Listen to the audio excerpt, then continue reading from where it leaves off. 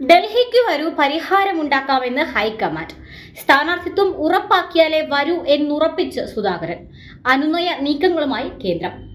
നിയമസഭാ തിരഞ്ഞെടുപ്പിലെ സ്ഥാനാർത്ഥിത്വവുമായി ബന്ധപ്പെട്ട് കണ്ണൂരിലെ മുതിർന്ന നേതാവും എംപിയുമായ കെ സുധാകരൻ നടത്തുന്ന പ്രതിഷേധം കോൺഗ്രസ് നേതൃത്വത്തെ വെട്ടിലാക്കിയിരിക്കുകയാണ്. സുധാകരനെ അനുനയിപ്പിക്കാൻ ഹൈക്കമാൻഡ് ഇടപെട്ട് ഡൽഹിയിലെത്താൻ നിർദ്ദേശമുണ്ടെങ്കിലും സ്ഥാനാർത്ഥിത്വം ഉറപ്പു നൽകിയാലേ ഡൽഹിയിലേക്കുള്ളൂ എന്ന കടുത്ത നിലപാടിലാണ് സുധാകരൻ. പ്രശ്നപരിഹാരത്തിനായി രാഹുൽ ഗാന്ധി സുധാകരനുമായി നേരിട്ട് സംസാരിച്ചേക്കുമെന്നാണ് അറിയാൻ കഴിയുന്നത്. എംപിമാർ നിയമസഭയിലേക്ക് മത്സരിക്കേണ്ടതില്ല എന്ന പൊതു തീരുമാനം ഹൈക്കമാൻഡ് സുധാകരനെ അറിയിച്ചിരുന്നു. മാത്രമല്ല, സുധാകരൻ നിർദ്ദേശിക്കുന്ന ആളെ കണ്ണൂരിൽ മത്സരിപ്പിക്കാമെന്ന വാഗ്ദാനവും നൽകിയിരുന്നുവെങ്കിലും സുധാകരൻ വഴങ്ങിയില്ല. അദ്ദേഹം ഹൈക്കമാൻഡിന്റെ നിർദ്ദേശം തള്ളുകയും പരസ്യമായി അതൃപ്തി പ്രകടിപ്പിക്കുകയും ചെയ്തു. കഴിഞ്ഞ ദിവസം കണ്ണൂരിനോടുള്ള തന്റെ വൈകാരിക ബന്ധം വ്യക്തമാക്കുന്ന ഫേസ്ബുക്ക് പോസ്റ്റിന് പിന്നാലെയാണ് സുധാകരനെ ഹൈക്കമാൻഡ് ഡൽഹിയിലേക്ക് വിളിപ്പിച്ചത്.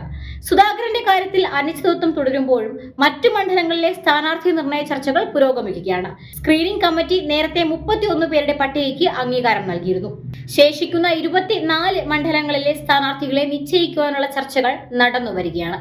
തിങ്കളാഴ്ച വീണ്ടും കേന്ദ്ര തിരഞ്ഞെടുപ്പ് സമിതി യോഗം ചേരും. അന്ന് തന്നെ 70% മണ്ഡലങ്ങളിലെയും സ്ഥാനാർത്ഥികളെ പ്രഖ്യാപിക്കാനാണ് പാർട്ടി നീക്കം. കണ്ണൂർ സീറ്റിലെ തന്റെ അവകാശവാദത്തിൽ സുധാകരൻ വിട്ടുവീഴ്ച ചെയ്യാത്തത് കോൺഗ്രസ് ക്യാമ്പിൽ വലിയ ചർച്ചകൾക്കാണ് വഴി തുറന്നിരിക്കുന്നത്.